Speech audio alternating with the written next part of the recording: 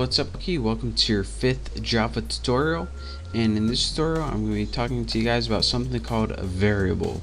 Now what a variable in Java is pretty much like a placeholder for something else.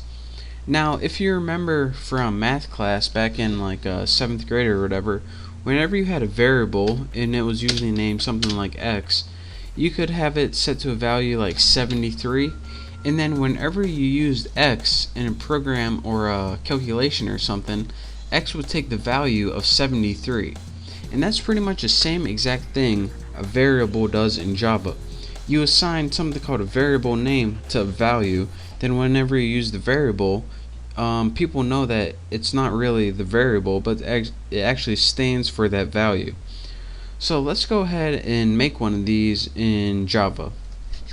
Now to make one of these in Java, the first thing that you need to do is tell Java what kind of variable you're going to be working with. And there's a bunch of different kinds of variables you can work with in Java.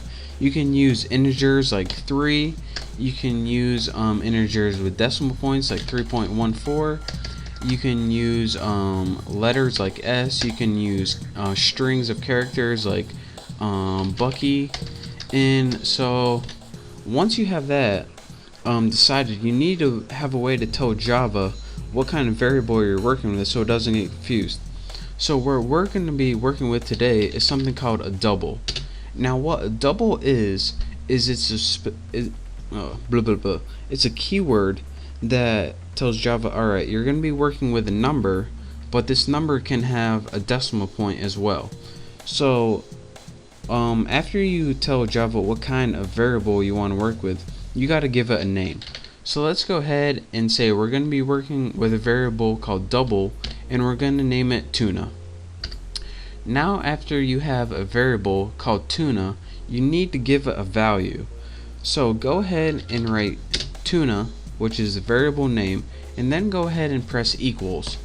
Now what equals is here is something called the assignment operator, and what it does is assign a value to tuna.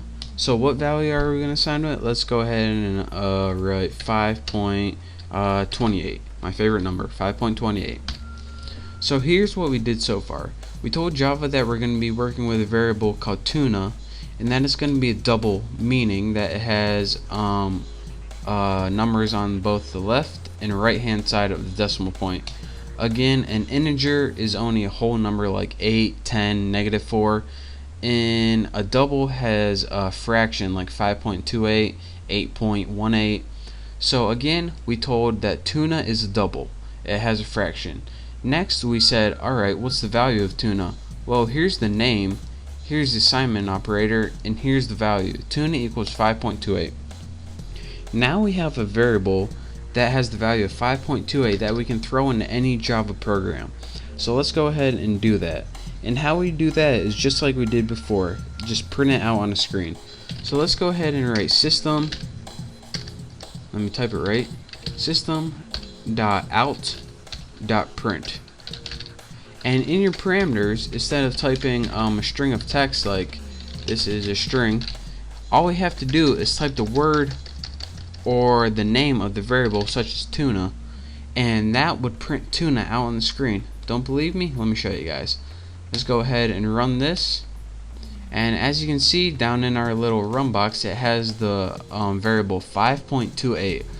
so that is how you write variables out on the screen using Java.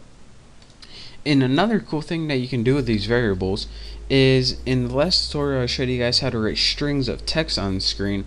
You can also combine these variables with strings of text. So let's say we want to write system.out.println, and get out of here, Hoss. And in our print line we're going to say I want, then go ahead and press space. Actually, this brings me to another point, which I will say right now.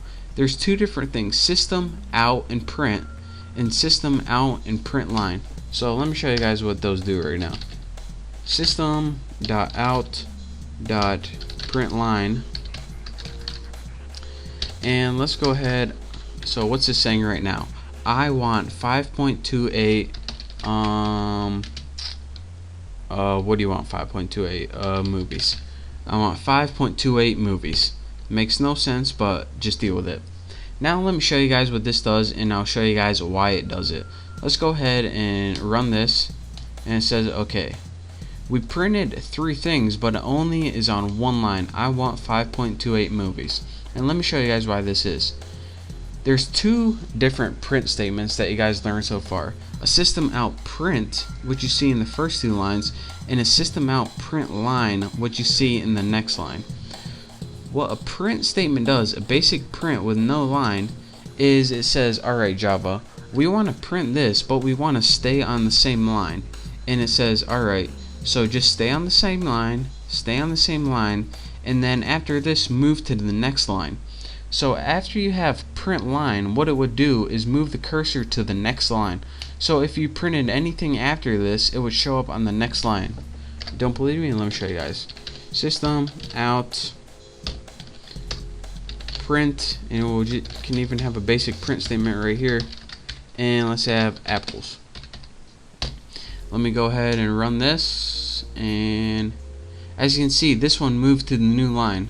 So that's the difference between the print statement and the print line statement. Anytime you use a print statement, it stays on the same line that you're printing on, such as here. So this whole thing's on the entire line. As soon as you have a print line statement, what it does is when it gets to the end of printing it, it moves to a new line. So that's the difference between a print statement and a print line statement. And again, that's your quick tutorial on how to use variables. Again, this is called declaring a variable. This is called assigning a variable a value. Again, this is the name of the variable, and this is the value. This is the assignment operator right here.